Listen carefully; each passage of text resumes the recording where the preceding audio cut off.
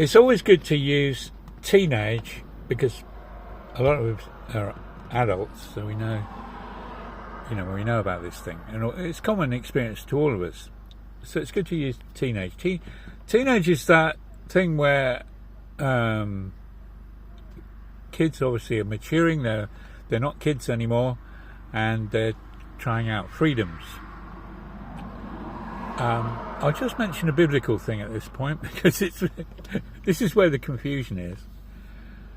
In that passage which says, I will pour out my spirit upon all flesh, and your sons and daughters will prophesy, and your young men will see visions. Even before the fulfillment of that is roughly how things work.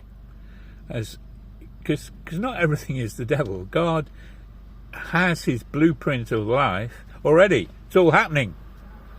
So the supernatural just takes it onto another level, another level of authority, and returns our own authority back to us, because this is our inheritance in the saints.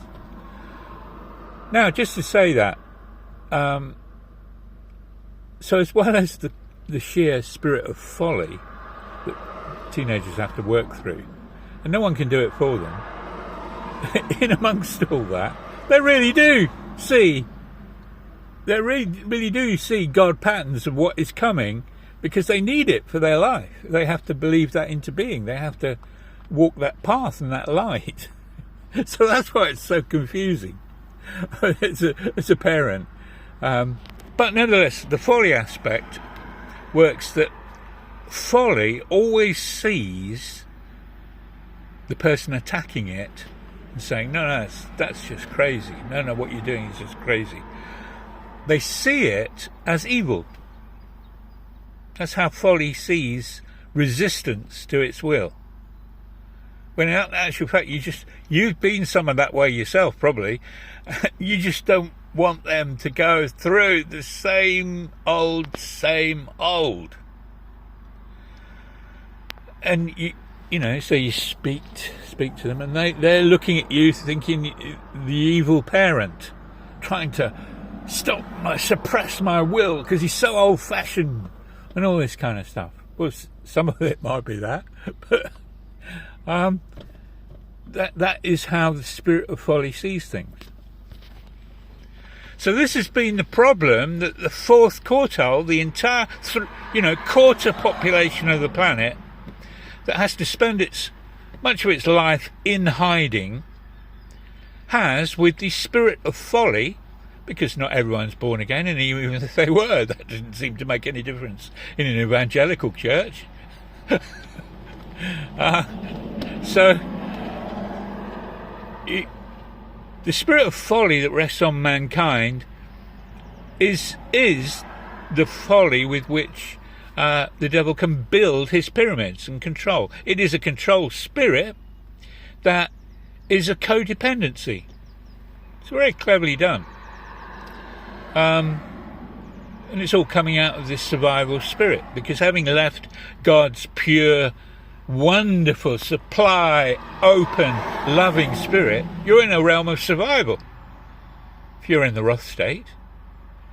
And so Matthew's, Mark's and Luke's all clubbed together and they form their pyramid reality, but the John type can't live in that reality. Same as Matthew's can't live in disorder. They're built to order things. Mark's can't live in any friction whatsoever. They're not built that way.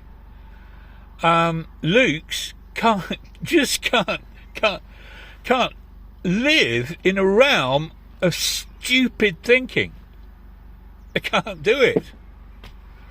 And John's, we can't live in a realm that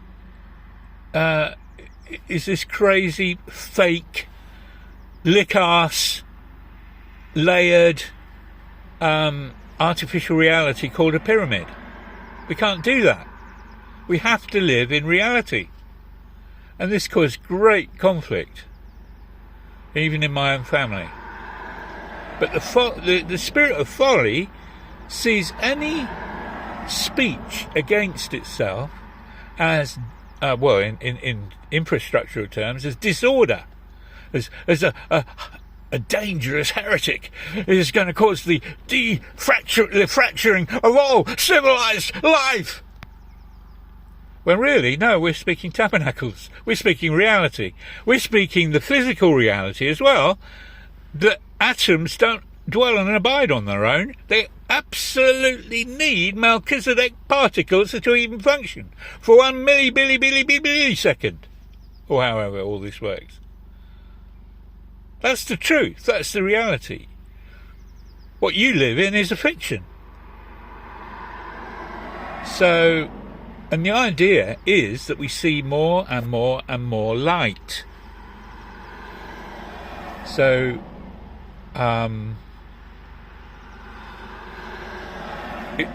the light is always on. The light's always there.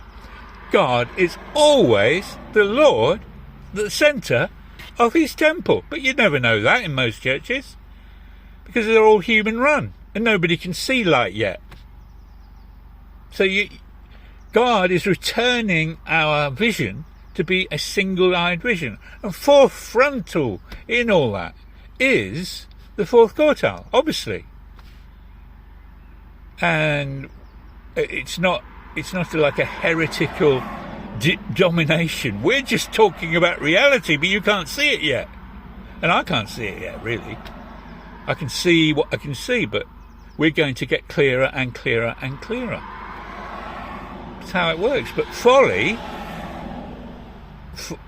is so might is right oriented, might and power is orientated, it forgets that the rest of that verse is not by might nor by power, but by my Spirit, says the Lord.